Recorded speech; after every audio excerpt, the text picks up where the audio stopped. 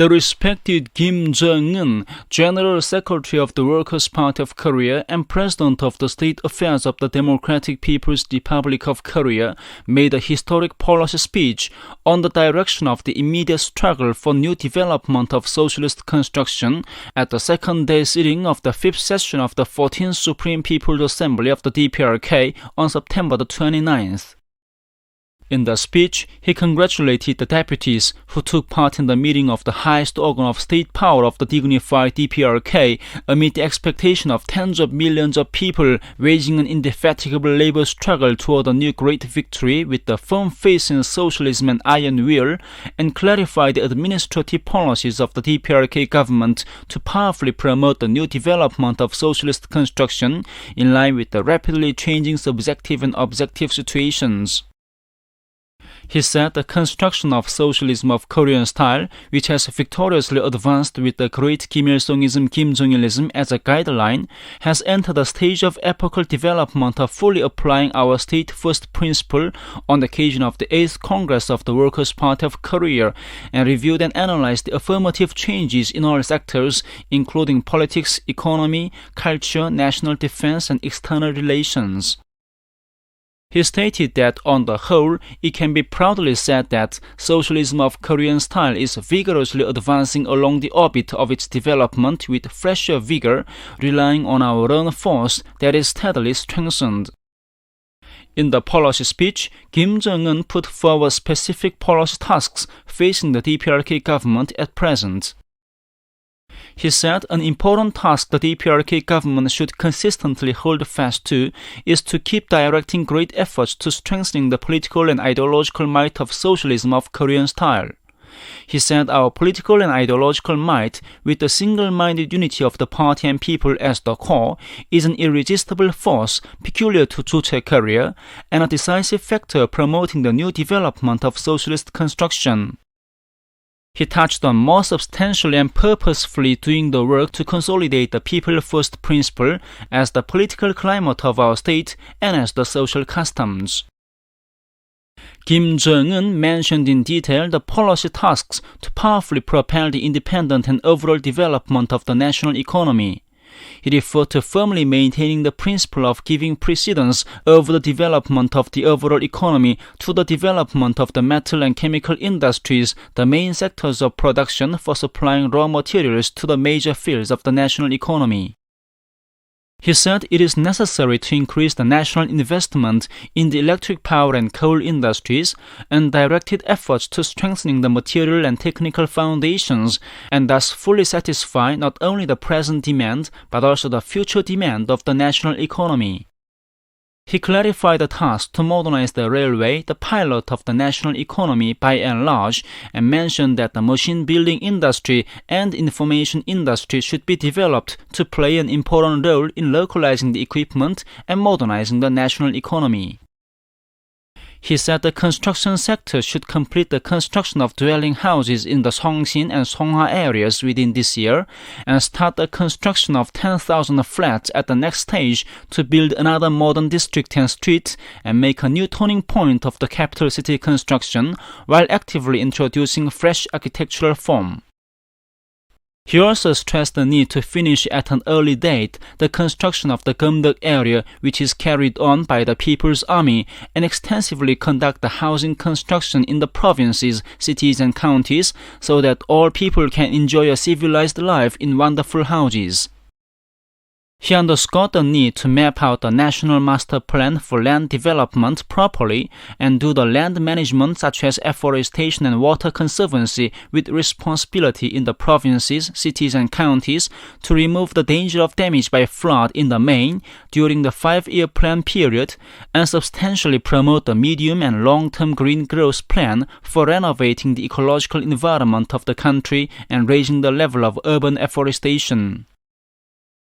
Kim Jong-un said that decisively improving the guidance and management of the economic work at present is raised as a pressing task in strengthening the independence of the national economy and displaying its potentiality, and explained in detail the methodological issues arising in the role of the cabinet as control tower for implementing the 5-year plan for national economic development.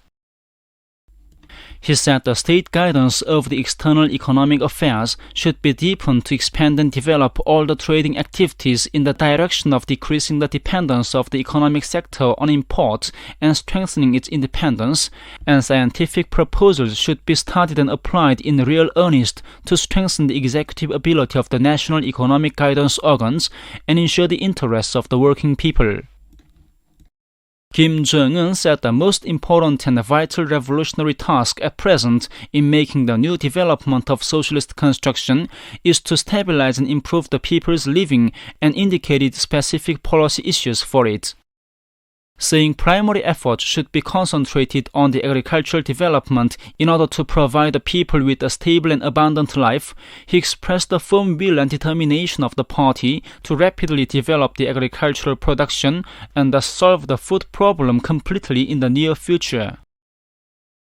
Kim Jong Un said the animal husbandry sector should pay attention to decisively increasing the number of goat and cattle, doing rabbit breeding extensively as an all-people campaign, extremely lowering the unit feed, and improving the veterinary and anti-epidemic work as demanded by the party policy on obtaining meat from grass.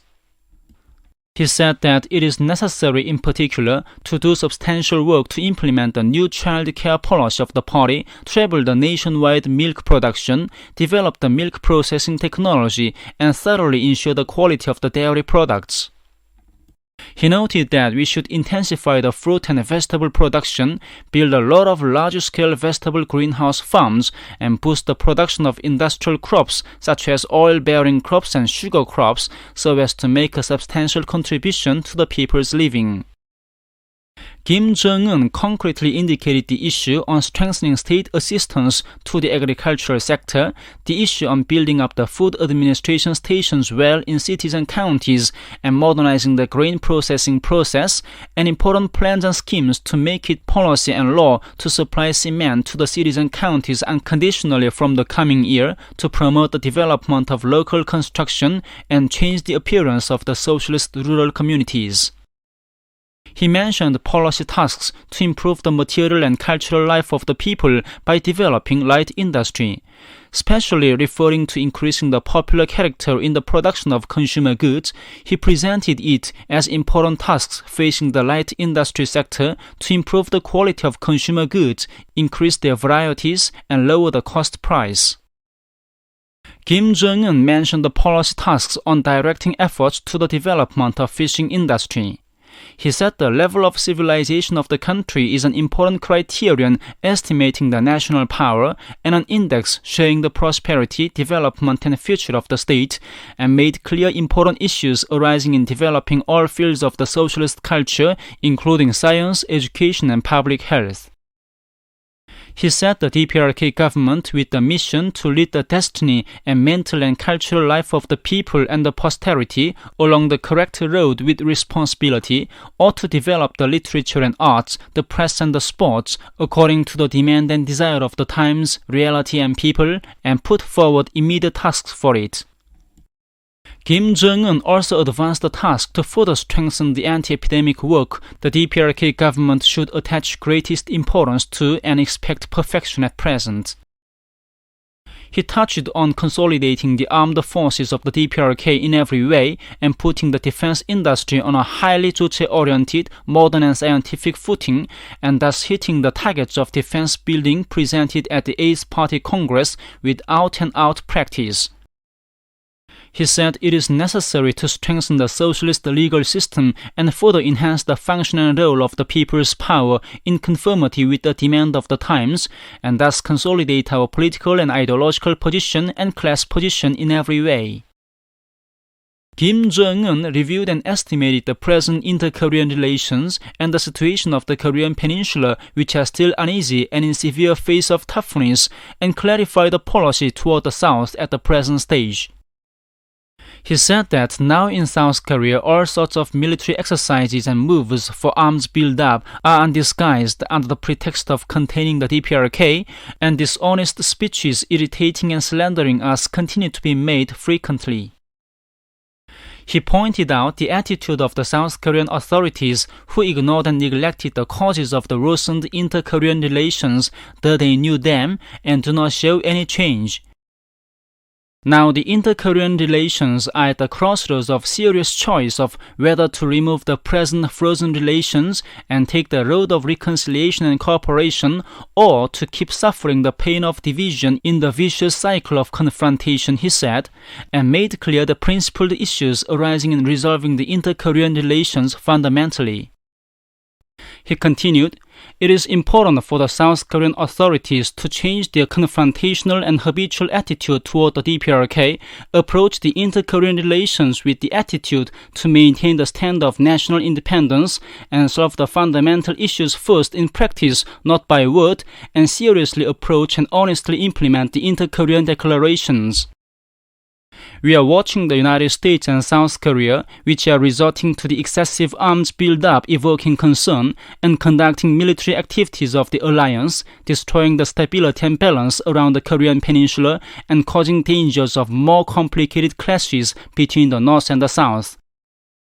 I make clear once again that whether the inter-Korean relations are restored and developed to a new stage or they will be still in the state of deterioration as now depends on the attitude of the South Korean authorities.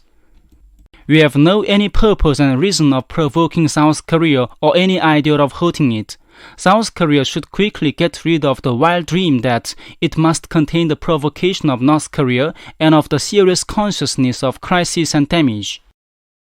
Kim Jong Un expressed the will to restore again the inter-Korean communication liaison lines, which had been cut off because of the worsened relations from early October 1st, as part of the efforts to realize the expectation and desire of the whole nation, who wants the present tough inter-Korean relations to be rehabilitated as soon as possible and a lasting peace to be settled on the Korean peninsula. He made an analysis of the present international political situation and said the external affairs sectors should more actively cope with the eventful and ever-changing external surroundings.